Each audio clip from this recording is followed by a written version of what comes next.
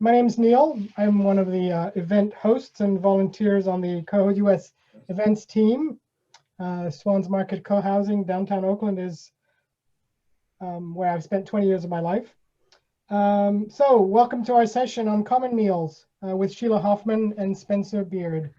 Sheila and Spencer have had founder's energy for decades, having founded and led the local chapter of Earth Save International in the 90s, as well as founding the Evergreen Tandem Club in 2001. And of course, being part of founding Capitol Hill Urban Co-Housing on Seattle's Capitol Hill. Sheila develops WordPress websites and was co-chair of the National Co-Housing Conference in Portland in 2019. Woohoo! Spencer is a retired elementary school teacher at 70 and 68 respectively. They are the elders in Chuck. Welcome, Sheila and Spencer. I'll turn it over to you. Thank you so much, Neil. Somebody just said they couldn't hear you, so I want to make sure everybody can hear me and Spencer. Hi.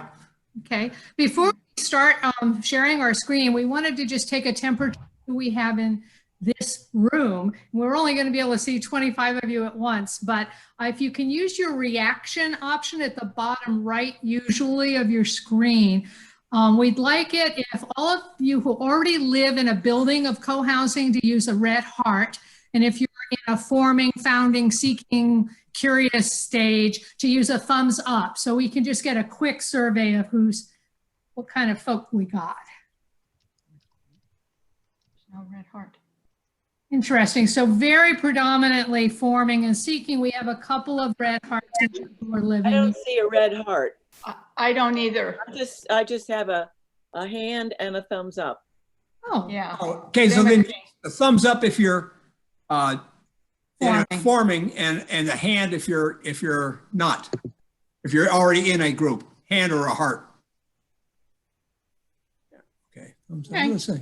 that's really That's good. helpful. So we're going to go ahead and share our screen. And you are in the right place if you are here to learn about common meals, as Neil pointed out. I'm going to now hide the rest of you so we can see our screen. And So we first like to acknowledge that we, Sheila and I, are coming to you from the traditional land of the first people of Seattle, the Duwamish people, past and present. we honor with gratitude the land itself and the Duwamish tribe. I thought we'd start with a little humor like the keynote did. And you probably can't read what these people around the Thanksgiving meal are saying, but you've got people on cleanses that are kosher, gluten intolerant, don't want salt, some are vegan, some are macrobiotic, etc. And as you can imagine, this is probably your worst fear as you think about having meals together in community, right? We're on the vegan end of this continuum that's up there right now. And our biggest fear going into it was, where are we going to be able to eat? So we're going to help you get to where we think everybody will be able to eat. We please want that everyone holds questions until the end. Don't even put them in the chat. We'll have about 30 minutes of presentation, and then we'll have 30 minutes to get all the kind of questions answered. So we'll be able to do a lot of exploring once we get past this. Yeah, the other housekeeping thing is to know that you're going to get access to all of our presentation and all the resources there. So you don't need to take any notes. And the thing about the chat is that it keeps popping up and distracting. So if you don't mind holding questions, that would be really helpful to us as the presenters. So really early on, and some people who were in early asked, when did we start and so on. We formed in 2010 and started having potlucks with our business meetings right away. And we quickly decided that eating together is the secret sauce of community. And that theme will come through the entire presentation. Like I said, we started off with potlucks, every time we had a monthly meeting, and they're easy and everyone can bring stuff. But then, there might not be what you wanted to eat if you were in one of those groups. And so we sort of changed up a little bit and changed to what we call a supper club, which was one household would provide the meal for everybody who was coming.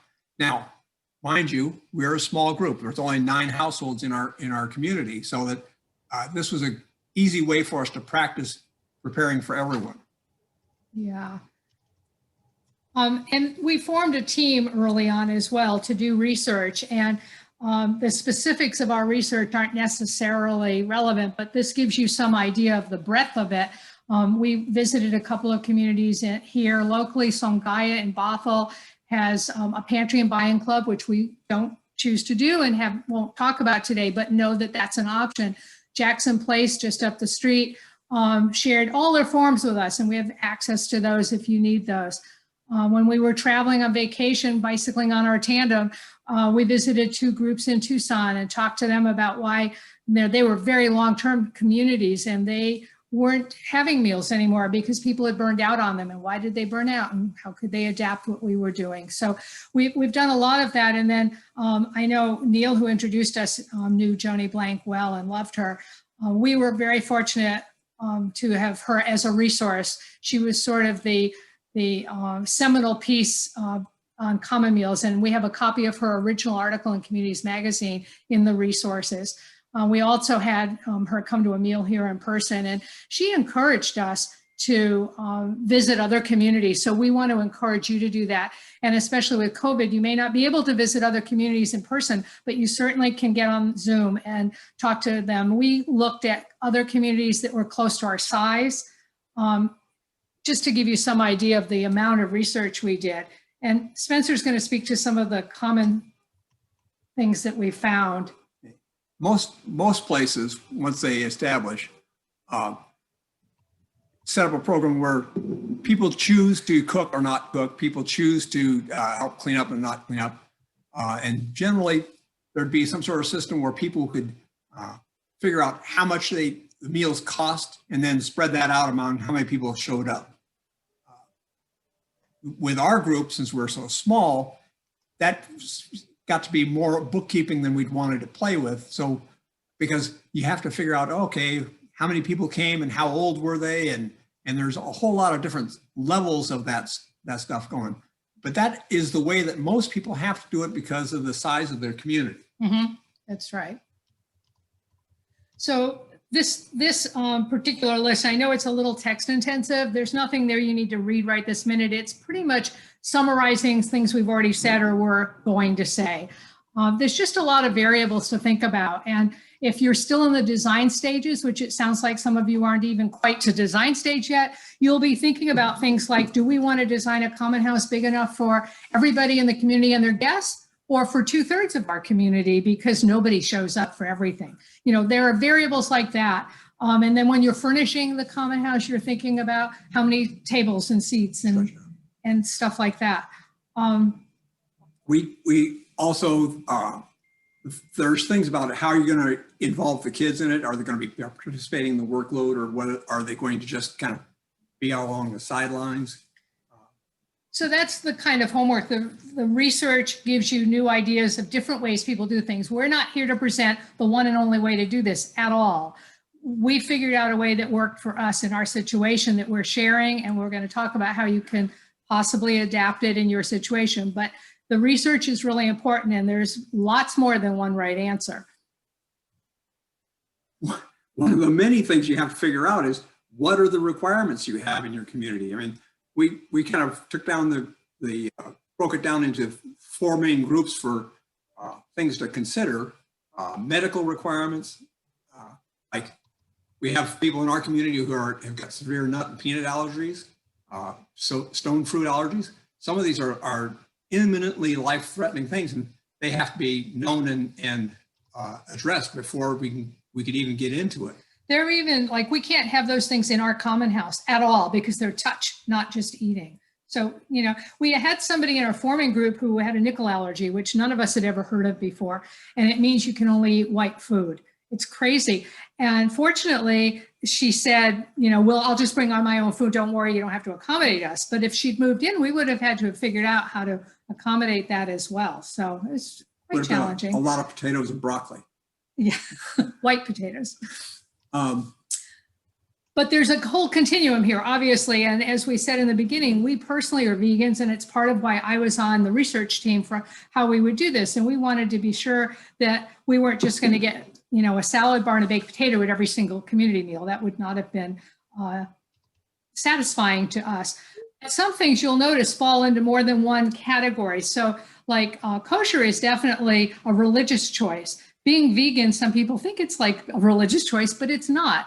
But for some people, it's a preference, like they prefer to eat healthfully, so they don't eat a lot of dairy, or, they might eat dairy ice cream at one meal and non-dairy ice cream at another meal. That's a preference.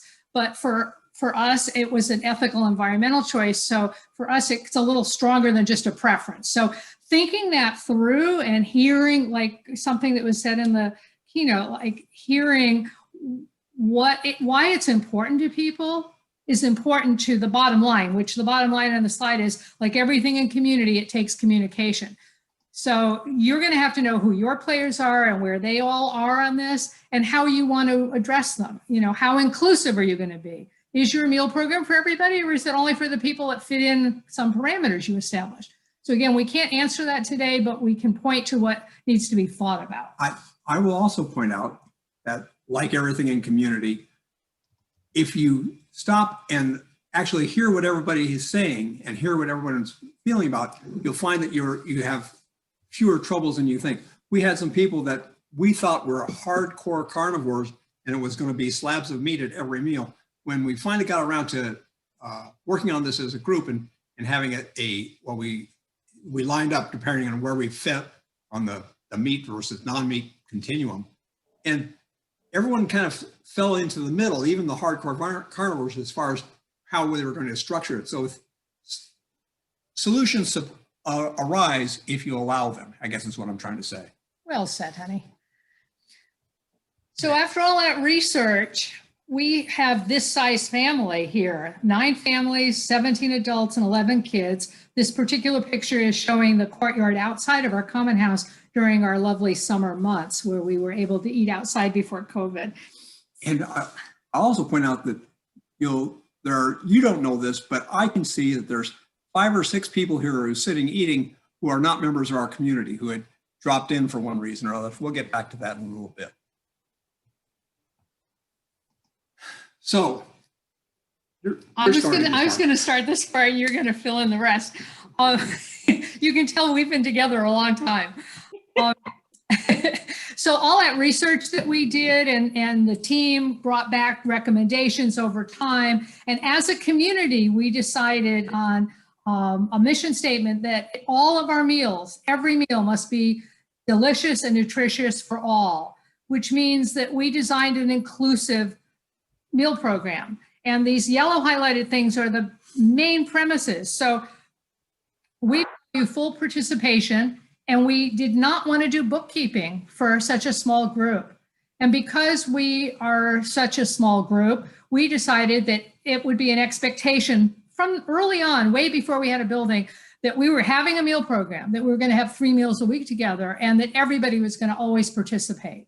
Now, that doesn't mean they attend every meeting, but it does mean, or every meal, but it does mean that they are going to participate. And because our numbers are small, in order to set up something that worked, we needed to count on everybody participating. We realized that in Haystack in Spokane, where they've got, they just told 36. Me 36, was it? Yeah, 36 units. This may not work. It may not be realistic to set that expectation at all. But for us, that's what we design. So everyone is assigned to a meal team. They participate in the workload. Spencer's going to talk more about that. And we always cook more food than is necessary because we want it to feel like an extension of our homes. We want the teenagers to be able to bring their friends to a meal and not worry about they didn't RSVP 2 or 3 days in advance. And there's just no bookkeeping. There's no charges for the meal. There's no divvying out what did it cost you to put this meal on? Oh, that's a cheap meal and that was an expensive meal. And the bookkeeping for that was just a turnoff to the members of our community. And we just made a choice that we trust that in the long haul, we're all in it for the long haul, and it will balance out. The effort will balance out, the cost will balance out, the attendance will balance out. And we just don't worry about it. And everyone thrives with it. Go ahead, tell them the rest, the details. Okay, so to to keep it, keeping it simple is really the key to everything we did. So we made up groups of 3 for a cook team. So split the whole group, it gave us basically 6 groups of 3. So in that group of 3, one will be the head cook. The head cook will plan the meal, will go to the store, do buy all the foods that's necessary, probably do most of the cooking. Then the 2 assistant cooks would come in on the day of the meal, an hour or so before the meal, and they do the sous chef kind of stuff. They'd prepare salads, they'd set the tables, they'd do some early cleaning or whatever. And then the assistants would also be in charge of the full cleanup when the meal was over. Okay, so The cook doesn't have to do that. the cook, I was going to say, the cook is, after the meal is served, the cook is off. And so the cook can kind of lounge back and visit with people over the long lingering bites at the end of the meal. And the assistants will take care of all the rest. We've got a Facebook group. Oh, wait, I don't want to go into that yet. What I want to tell you about is that the timing of our meals. We have 3 meals a week. We didn't want to have them always on the same day of the week. So we said 1 week we're going to do Monday, Wednesday, Friday. 1 week we'll do Sunday, Tuesday, Thursday. That way, if you got a regular Wednesday commitment, you're not going to miss out on a third of all the meals. Okay? That was, also made it easy for us to plan how the teams worked. So my team might have been one time the Monday team. So in 6 weeks, my Monday team would cook 3 times. In those 3 times, I'd be the head cook 1 time and assistant twice. It would be kind of up to each team as who did what role at what time, but that's basically the way it works out. But the beauty of this is that in that same 6-week period, I would be cooking 1 time. I would be assisting twice, and I'd have 15 meals where all I had to do was waltz in, gather up my food, eat, put my dishes into the dishwasher, and say thank you very much and move out. And this is such a blessing. I would have never dreamed it was as great a mitzvah as it turned out to be, because particularly people who've got kids, to have 15 meals in 6 weeks where they don't have to, or basically 2 or 3 meals every week where they don't have to plan on anything. They can just come in from work, gather up the kids, and go downstairs and eat. It's just a great joy. And one of the things about it being such a great joy to be able to be fed is that everybody loves what everybody cooks. It's like, I don't care what it is. I may not love mushrooms, but if you give me a mushroom lasagna, I'll eat it and I'll be happy because I didn't have to cook it, and I don't have to worry about it Or pay for it. Yeah, it's all wonderful. It's for us, it became amazing how, it's really not that bad cooking like this, because it means all these other times I don't have to. And it was really something that we started to look forward to. Being able to go and know, oh, it's Wednesday, we've got a meal. Oh, it's Thursday, we've got a meal, so that was great. I think you might have skipped over one small point, and if you said it, I'll just repeat it, which is that the lead cook actually sets the menu, shops for the food, and pays for it. Did you say all of that? Okay. What I didn't say, which I thought you were going to say, was that the other thing we provide every time is a late plate option. Not the same as leftovers, but if you want to have, you're not going to be able to be there at the meal, you can say, can someone make me a late plate, and we'll set aside a plate for you. When the meal's over, if there are leftovers, cook gets first dibs, but then cook may just say, hey, I've got more rice here that I can feed Kentucky, so please take some of my rice and take home. So yeah, the rest of the bullets on here, we happen to use a Facebook private group for our community. We communicate in there, and it works for us because everybody here is kind of techie and they were already on there, so it wasn't a new place to have to go to. So we do create an event for each meal, even though we all know to plan on that meal and we all plan to attend that meal. It helps to get those RSVPs, because if somebody knows they're bringing the soccer team, you can plan for it. And if somebody knows they're traveling and they're not going to be there, that's a few less meals you need depending on the size of that particular household. So we use that, and we also then use it to announce the menu so people know what to, like, oh, they're serving they're serving mushroom lasagna, I'm skipping that meal, like whatever it is, you can do that. And 18 weeks, did you talk about the rotations? Well, yeah, so we have an actual 18-week rotation for our teams, meaning that my team will go through 3 of those 6-week rotations. And then we have somebody who swaps all the teams around so that you can fit it into your new schedule over, because people have different things come up different times. But then you can also be cooking with different people, and that sometimes is really pleasant. And the last bullet says, once the rotations are set up for the 18 weeks, then it becomes the team's responsibility both to decide who's leading when, and if you can't make it, it's on you as an individual to find a swap. That gets announced on Facebook too. I need a swap for next Thursday or whatever, and you just manage that. So when we moved in 2016, we were all set to go, and immediately we started having meals in our common house. And there's a picture of one inside meal, an outside meal, and our cook station where we've got a couple of ovens, a big countertop place, 2 dishwashers, and only a single refrigerator, because we thought we'd need to have a couple of refrigerators for all the food. But in reality, one refrigerator will feed us all. And it's only got food in it when, somebody goes shopping. So when there's a meal, and there's some condiments that stay in there. Yeah. That's about it. And as it says here, everyone loves the meal program. Spencer alluded to this earlier. And the beauty of the cook deciding the menu and paying for it and not exchanging costs anywhere is that if a low-income family prepares a beautiful simple soup with salad and bread, it might have cost them $3 a person or $4 a person to implement. And somebody else might give us a 5-course meal with a custom aperitif and a dessert that they made, and they made the pasta by hand and whatever, and it might have cost them $7 or $8 a person. But they're making that choice based on their own reality, and nobody judges it. Everybody's so able to get it. It's just great. It's all a form of love. It's all a form of love, and you can taste the love and experience the love when you go to our common meals.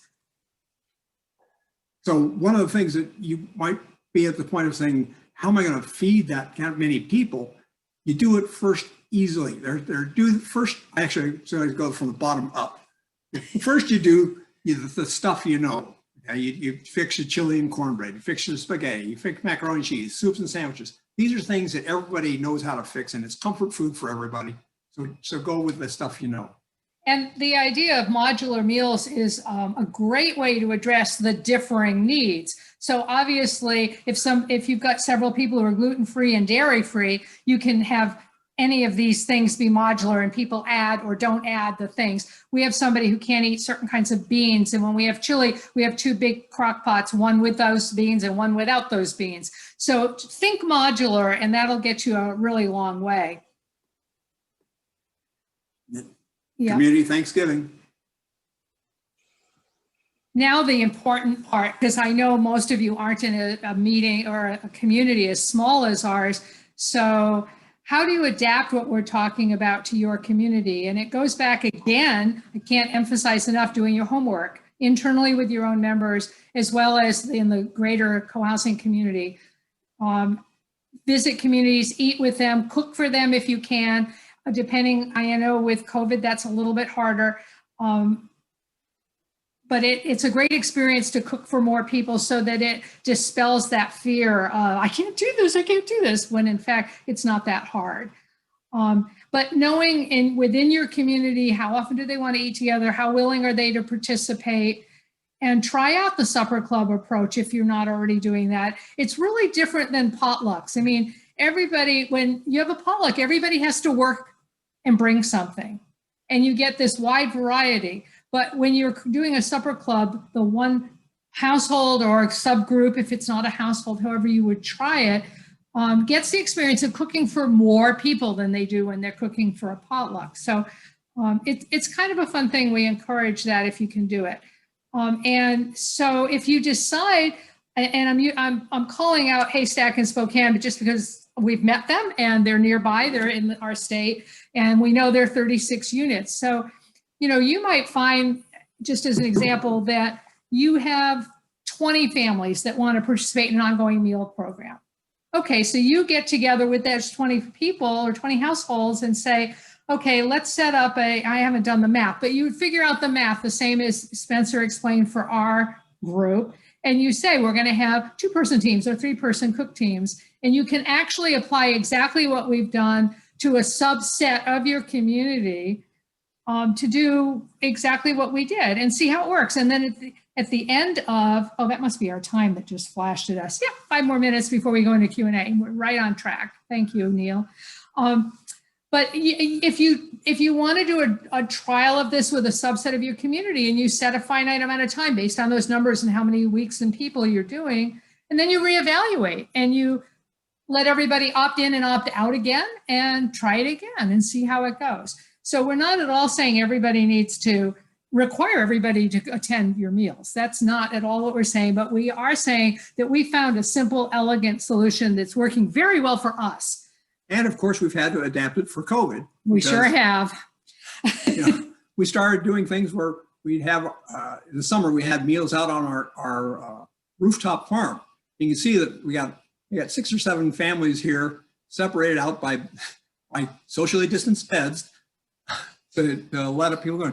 And here we had to, of course, everyone made food and brought it up because there's that problem of cross-contamination and all that sort of thing. And then what we realized is the Northwest weather started getting shorter days and colder and wetter, that we had another community conversation and bought some bistro tables for our front entry, which is the picture on the left. Our front door is a big gate. So there's fresh air coming through on both ends of this area. And we now have 3 meals a week together in pods. So a third of our members, each of the 3 nights in the week, gather at distance and bring their own food, as Spencer just said, so that we have a scheduled time because eating together is the glue. We really were missing that a lot, and we figured out a system that let us keep doing that. And the picture on the right is on our rooftop farm that you just saw in the previous slide, with a new 20 by 10 foot canopy that we can eat under to protect from the weather a little bit, with some of the sides out so that we still have fresh air and at distance. So we're doing our best to stay safe. Fortunately, we all have been thus far here. And then the final 2 slides are the resources. And as you know, the internet's full of ideas and both blogs and cookbooks that you can get. These are 3 that we found that had a lot of cooking for crowd kind of stuff, entertaining for 24, 10 to 50, et cetera. And the resources that Cohousing US has on the website, Joni Blank's material is there. There's also a link on here. I'm pointing to my screen, you can't see me doing it. Joni's full article. And actually what I want to do is, we can take it off of share now and in. All that stuff is available to you. You'll be getting all of that at the end. And actually, I was just going to put it in the chat window right now. I have a link here that is to our own drive that has today's presentation, which Karen and Karin will be making available as well.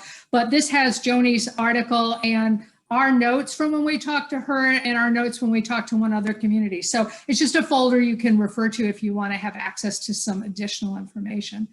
So I think we're right on time, halfway through our hour, and we would like to ask people to, we can talk about this. Maybe we want to have people put their questions in the chat and then we'll answer them to kind of keep a queue that way. Otherwise, if we just call on people, we may not see you because there's more than one screen full of people. So go ahead and you can start using your chat, and that will be recorded along with the rest of the recording as well, what the questions are, and we'll attempt our best to answer them. I hope that was helpful. Thank you.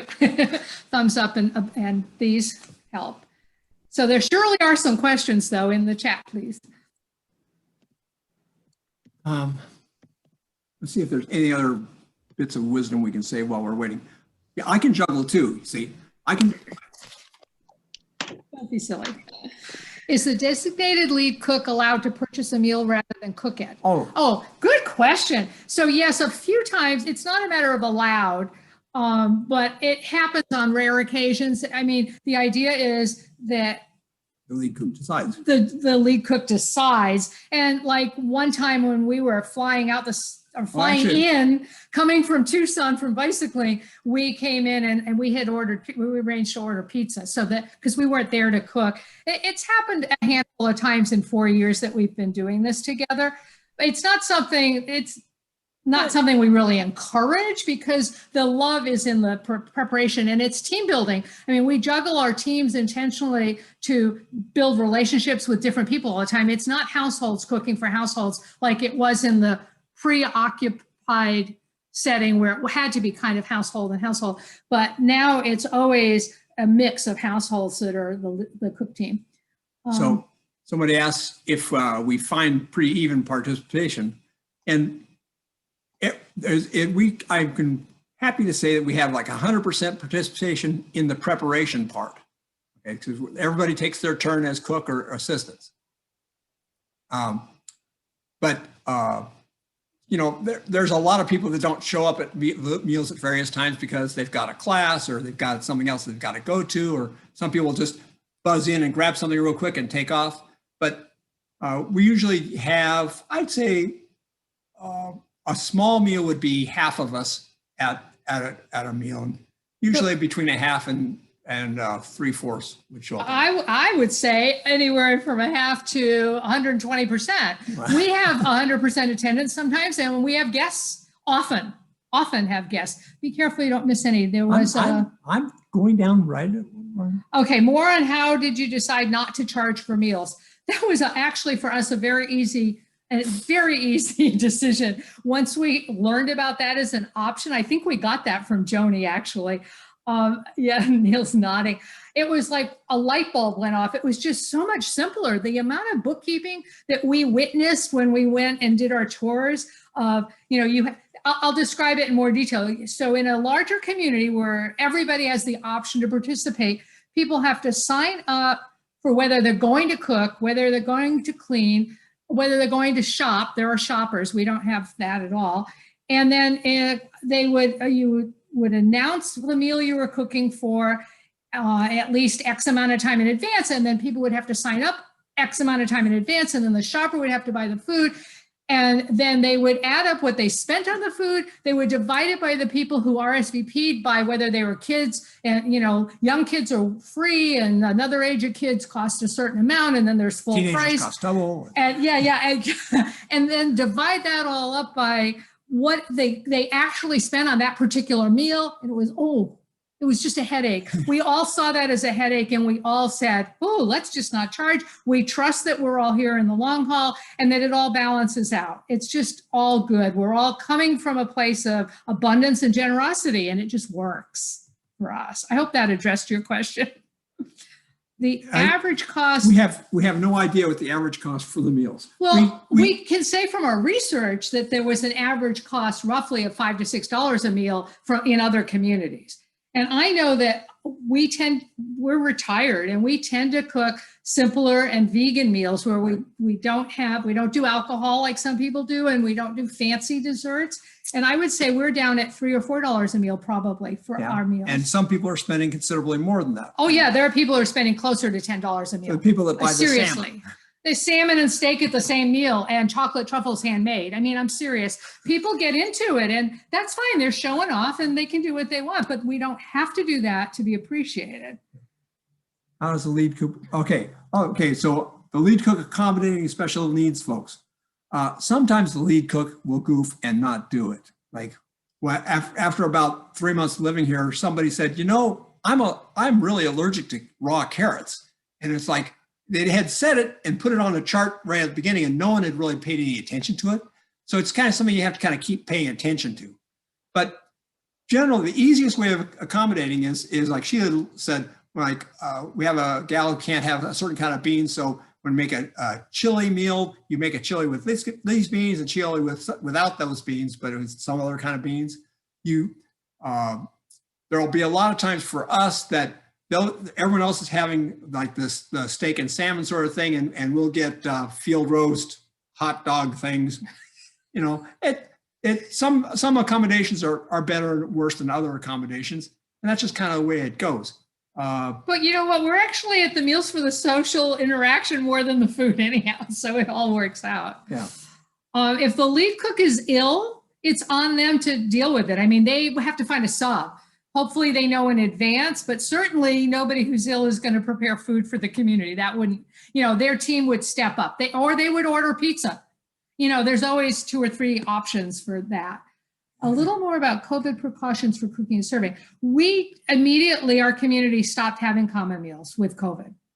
I mean, actually, it's funny. This ties into that whole thing about buying meals, because we left here for Tucson in March, just before the state went into lockdown, and we provided the last meal that the community had was a pizza meal that we bought for everyone because we were leaving town the next day. we were flying the very next day, and we were packing, and yeah, we're going to be gone 3 weeks. So. But while we were gone, the community stopped having meals because everybody had a different level of comfort with contact. You know, and we didn't know how it was going with COVID was being passed, and so we have not had a community meal since then. And people always just brought their own food in their own place. Matter of fact, when we have birthdays, people will bring down their own plate to the birthday cake if they want to go ahead and share that, you know. So just to describe the birthday thing, because we're an apartment building and we have 3 floors with balconies,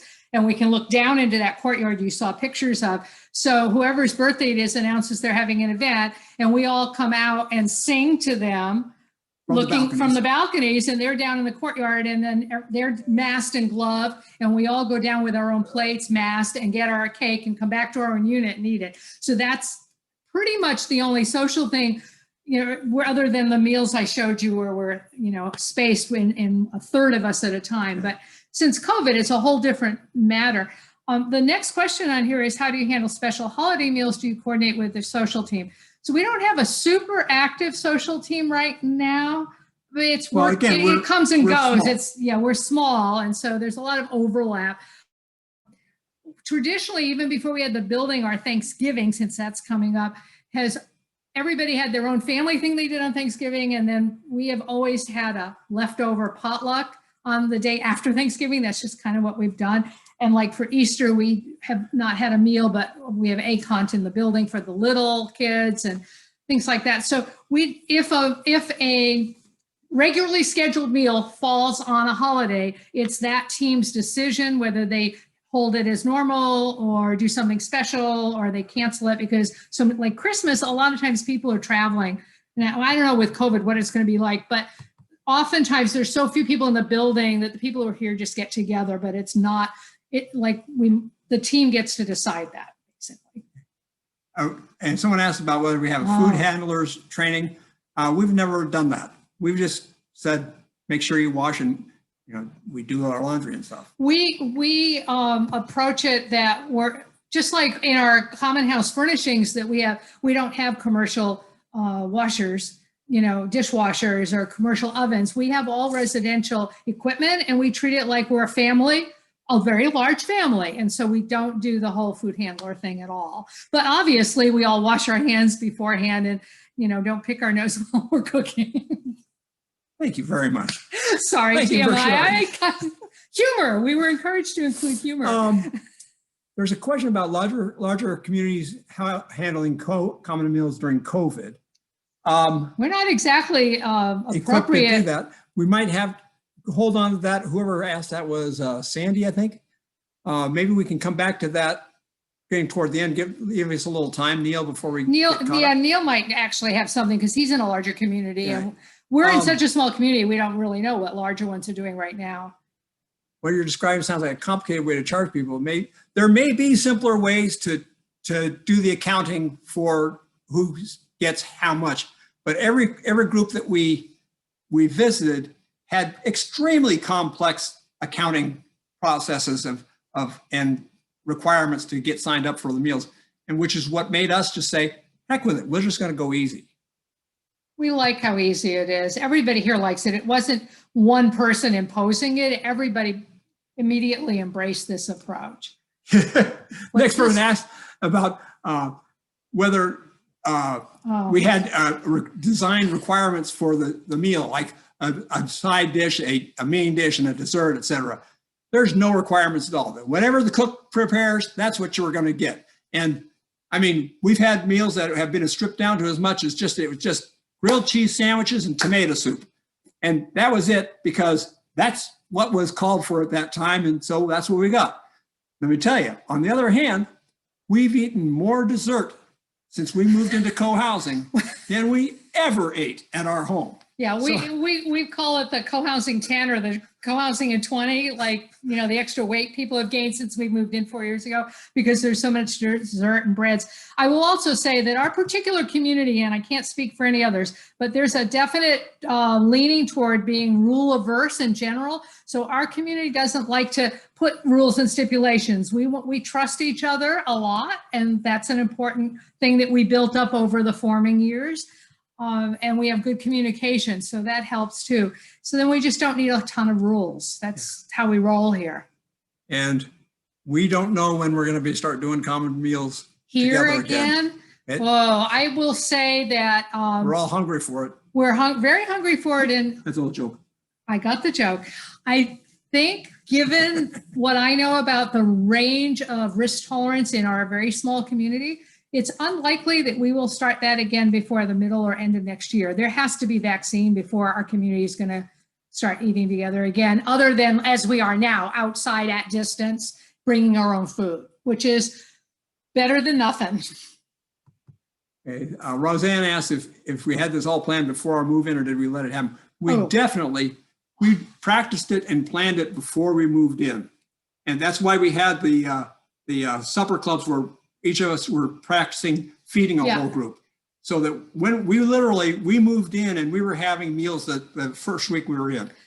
Actually, not quite the first week, and I'll tell you why, because this is what I was going to share, which is with our particular project, and if you haven't started building yet, don't be surprised if this happens to you, but we went 6 months over our timeline and used all of any money we might have had for nice things like common house furniture. And because we so valued having meals together, the first thing we did was get on Craigslist, and we bought used folding tables for $25 each. And we collected chairs from everybody that had chairs, and our common house looked like hodgepodge. Dishes were hodgepodge, furniture was hodgepodge, but we started eating within a few weeks of moving in. Wasn't the first day, but we had the plan all in place and we were committed to it. And we actually talked in the beginning, I didn't say this, but we committed to 3 times a week because we knew if we started with 2, we'd never ramp up to 3. And if we started with 3, we could go down to 2 if it was overwhelming. And nobody has ever said we should have fewer meals a week. And we do know of communities that have, I think Rains has, don't they have 5 or 7 days a week in their community? They have a lot, 7, yeah. But again, you have to have more people to sustain that. Again, 17 adults here, we couldn't sustain that. But 3 times a week, we're sustaining 4 years and a half, and we're all loving it. So we're missing it right now. Another question. This is Leslie from Shepherd Village, starting having front porch progressive meals. And that's a great way of starting. That's a wonderful way of going. Another hint, first time we had a progressive meal at our place, everybody provided a dish and a drink.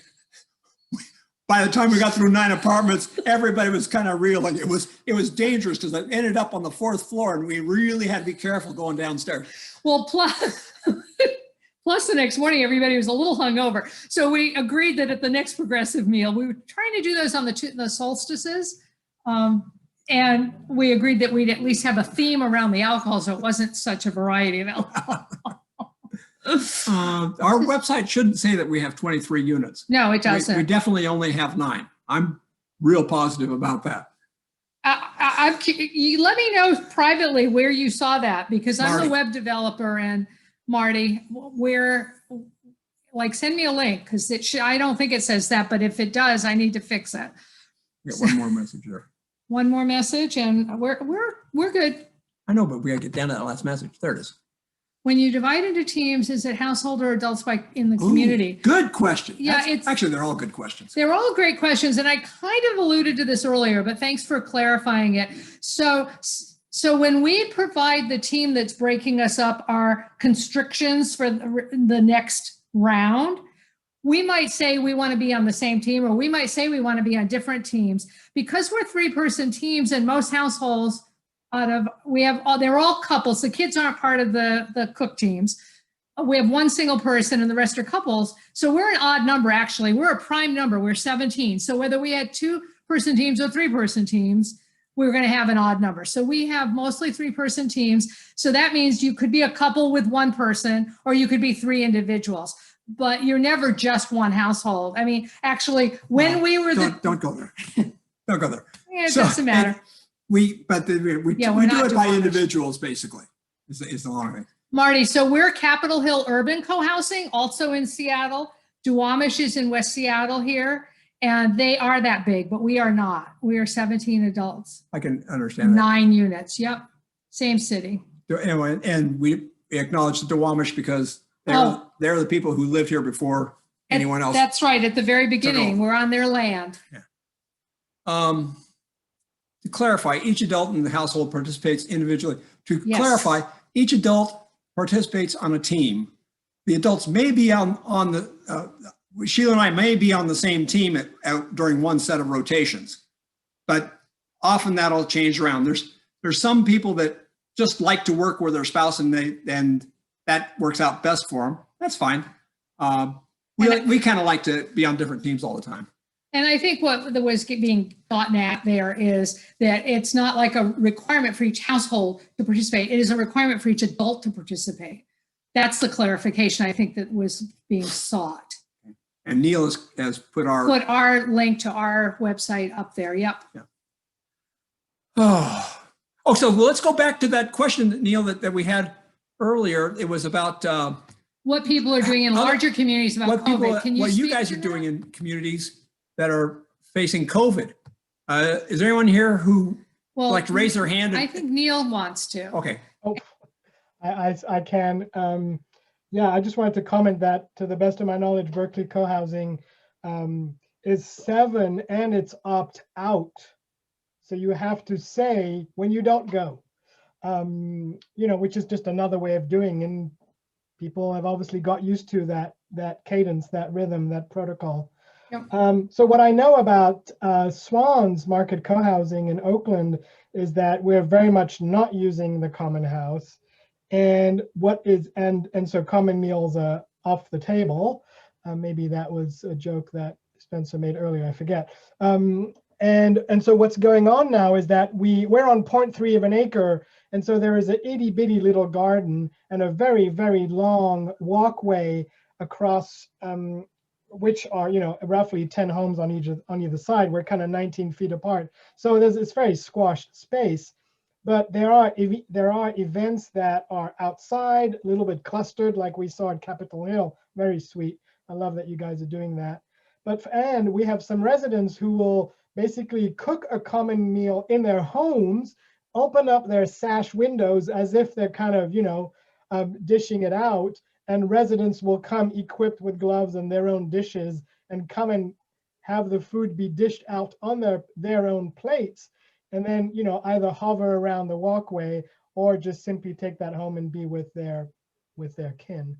So that's what's going on. And, amongst a lot of co-housing and intentional communities, this is kind of the standard right now. We're tiptoeing around, for us anyway. I think probably in other parts of the US, the C19 is peaking again, and that's just causing some conversations that have started considering reconvening to not reconvene just yet. So anyway, and I just also wanted to appreciate you so much, Spencer and Sheila, for the presentation. We're not done yet, but since I have the floor for a few seconds, and also just my heart is melting at you bringing forth Joni's work and for amplifying it, and in my mind, just having some version of incarnate of her, who, as you did identify, I love dearly, and who's not with us anymore, as probably a lot of you know, and who did do some pretty extraordinary work at beginning the conversation in the early 2000s about what this common meal thing was all about and how to do it, period. Anyway. Is there anybody else who's in a existing community who'd like to talk about how you're doing COVID? Yeah, I see Ellen at Grey Rock. Go for it. Yeah, so Grey Rock has been around since '97, and I've lived there 12 years. Before, the interesting thing, I went to a co-housing conference like, I don't know, 10 years ago, and talked to, all the different founders and stuff, and they'd be like, "How's Grey Rock doing?" And I'm like, "It's doing fine." And they'd be like, "How many meals a week are you having?" And I'm like, okay. Like, and so every single one, you would say the community's fine, but the way they kept the finger on the pulse was, how many meals a week were you having? And I'd say, we're having 2.5 meals a week, because we alternate one, every other Mondays. And they'd be like, good. So since then I've realized that, this is the health of the community, and it's hard with COVID. For over the summer, what we did, because we have a COVID team, and so the COVID team takes the recommendations from the government and puts them out to the community. But over the summer, what we did is we, in theory, had groups of 10 people outside on our green, bringing their own food and kind of eating picnic style. But then those kind of got it merged into some big long group of 20 or 30 people.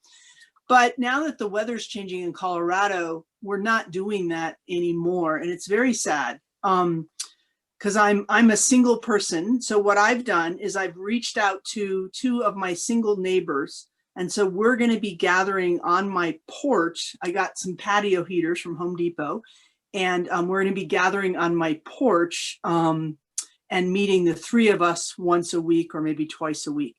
And I'm also then going to talk to them the next time we meet about doing a supper club where we cook for each other a quart of soup and then drop it off at the other person's house. So, that'll be, but that's just the 3 of us. So it's kind of sad about the larger group. But on the other hand, because we have a lot of space, one of the households was like, "Come over for champagne at noon to celebrate." So we can we have enough space that we can kind of spread out. So it'll be interesting to see how we get through, because right now, our government, Colorado government, has said no more than 2 households in a space, no more than 10 people. So 2 households, pretty much. I'm breaking the rules by doing my 3 people, but we're on the porch. So, and I'm going to keep doing little salons on my porch with patio heaters. But unfortunately, I don't know. I'm hoping to do more meals like you guys are doing once we start meeting again. So thank you for your ideas.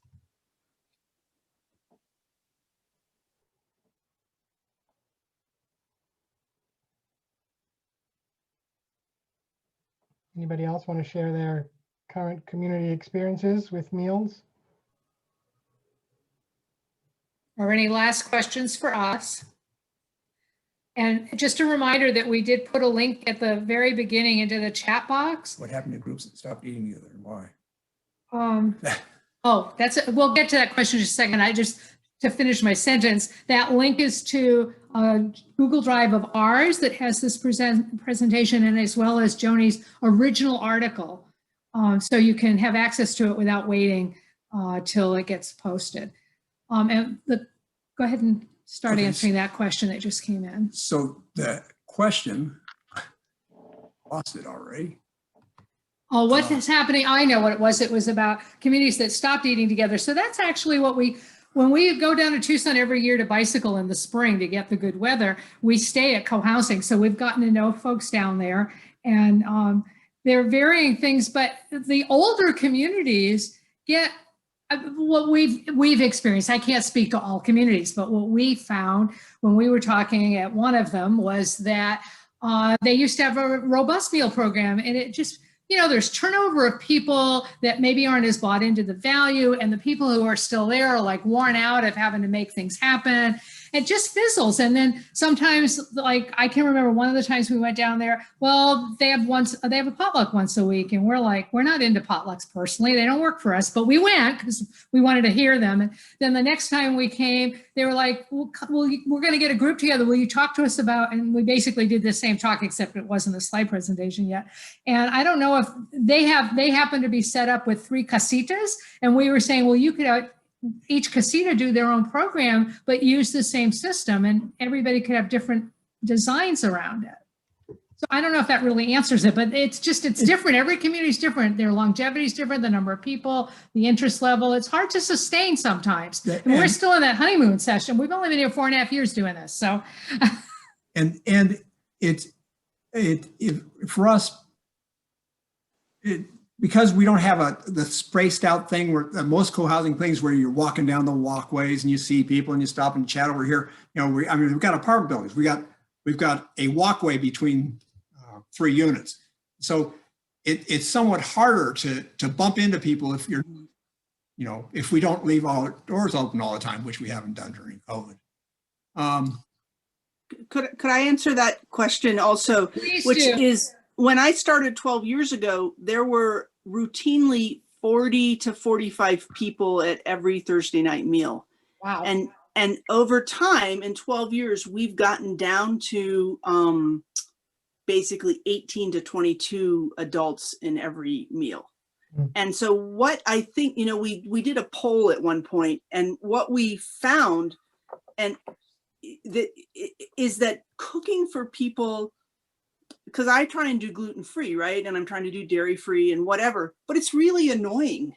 Like it's really annoying to cook for people like me. I find it annoying. I'm not surprised that other people find it annoying. So over time, it used to be that you could do sort of routinely sort of vegetarian, healthy foods, and that was good enough. But I think over the 12 years, more and more people have been like, I'm gluten-free, or I don't eat tomatoes, or I don't eat dairy. And that is one of the main reasons, I think, why we've had such attrition. Also, the kids grew up. And so the first round, the founders, their kids were now young adults. And so they had less motivation to come to the meals. But if you can start the talking from the beginning with the gluten-free, the dairy-free, the vegan, you can do that in the beginning. I think that will help avoid people just getting frustrated at how much more complicated it is to cook for everyone. So thank you for sharing that, Ellen. Neil's going to close here in just a second, and I want to answer this one question and also make one quick comment before he does that. The comment is the intentionality of eating together from the forming stage helps. And yes, you're right about because there's a real motivation when there are young kids and people are working that they can't deal with all the cooking. Like it's that 15 meals that they get without having to cook. But once the kids are gone, the dynamics change. So it makes sense. And the question that was up here, are the rotation cycles 18 consecutive weeks? Yes, they are. That every 18 weeks, we start a new session. And within that 18 weeks, alternating each week, Monday, Wednesday, Friday, Sunday, Tuesday, Thursday. So then you're assigned to that cook team for 18 weeks and you get your own subs whenever you need to. So hopefully that addressed that question. And we want to thank everybody for your attention. And we'll hang out a little bit afterwards if anybody has any last final private questions before we close the room out. So go ahead, Neil. Thank you. Thanks again, Spencer and Sheila. Great to see you and everybody else. Thank you all very much. Thank you. You answered a lot of questions for me. Good. I certainly appreciate it, because that was, we're not in a community, but we expect to be. And it was just great.